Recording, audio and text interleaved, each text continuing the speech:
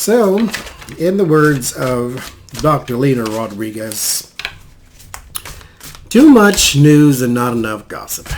So, I'm going to be gossipy here. Turn your head if you don't want to hear it.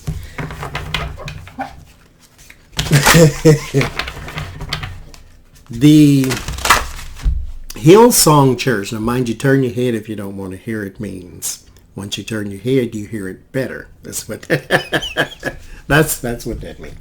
Anyway, Hillsong Church.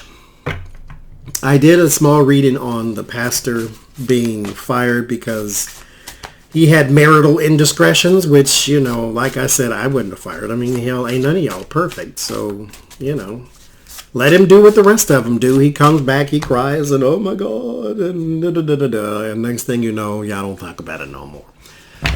So, it turns out a whole bunch of people up in there is doing it and, you know, been very nasty with their nastiness, and they are having financial indiscretions, and, you know, it's like this place is just it's nasty, it's ugly, it's full of sinners, as it were. So I want to do a general on Hillsong Church and see what it says. But here's my thing. Because I ain't judging you.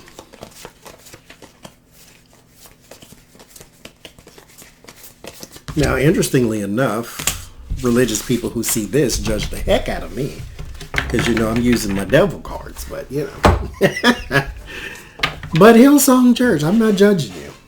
Because you're full of people. People bring chaos. They bring good, too. But, you know, this type of stuff can happen when there is very little accountability. So the Seven of Wands. There's defending oneself, trying to climb to the higher ground. The Magician. The Hangman. The Ace of Wands. The Six of Cups. The Nine of Pentacles. The King, or that's the Knight of Pentacles. The Knight of Wands, the Ace of Swords, and the King of Wands. There's a man at the head of it who does not have, he doesn't have the right kind of support. The people who are supporting him, here with the King of Wands, this is the person who he's not part of Hillsong. Hillsong Church is like a subsidiary of a bigger church or something like that from what I read. But here is his support. The Seven of Wands is supposed to be, you know, the elevation, the climbing to the higher ground, determination. This is defending yourself and your beliefs, but these people have their own agenda here with the Magician. These are supposed to be the people who are supporting him, his eyes and ears on the ground. He does not have a good plan of action, though, either, because, yes, crap rolls downhill, but the responsibility starts at the top of the hill. Here is with the Six of Cups and the Hangman. The Six of Cups can be a few things. It could be nostalgia. It could be memories. It could be stuck in the past. It could be, for me, a lack of maturity. Not maturity as in mental maturity. It could be that too, but in this case, it's like a lack of maturity in your plans. Your plans are not coming to fruition. They are not being... they're not being taken care of. They are not being watered. They are not growing. It's kind of stuck in an infancy stage. Here with the Hangman, you're stuck, stagnant. You cannot move. So your perspective is also off because you don't know what's going on.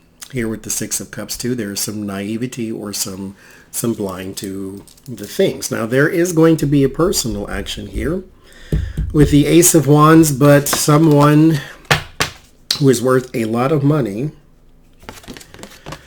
is possibly the one who is here with the Knight of Pentacles and the Nine of Pentacles. They are the ones who are causing or are calling for action. All of this could be coming down to a few people who pull financial strings. So right now, what's going on behind the scenes, yes, there might be a lot of brainstorming and a lot of action. A lot of cleanup is being done. But there's also if in my opinion anyway, some illumination here with the hangman. Hangman is a change in perspective on why all of this went down the way it did, because there is no real leadership. What you had, now, like I said, in my opinion, it was fine. The man he brought a lot of these celebrities in. They were attracted to him and his message and his blah, blah, blah. And then, the moment you find out he's a serial cheater and all these type of things, now he's a horrible person. Okay, fine. He didn't cheat on you, though. He cheated on his wife. And yes, that is a bad example. But isn't all of the pastors that you will ever have human beings? Like, mind you, I care neither way or the other. I'm just saying, if you're going to judge him, judge the rest of them. But here is going to be some restructuring. And the people who pull the financial strings are the ones who are saying, hey, what's going on? And then this man has no idea because, he just doesn't. He put Lentz in charge. I think that's the child name, Carl Lentz or something. He put him in charge and said, hey, take care of this church. And then all the mess in the world was going down, and they don't know what the heck is going on. Church as usual, if you ask me, because it happens in all of them. But, that's the way I see it.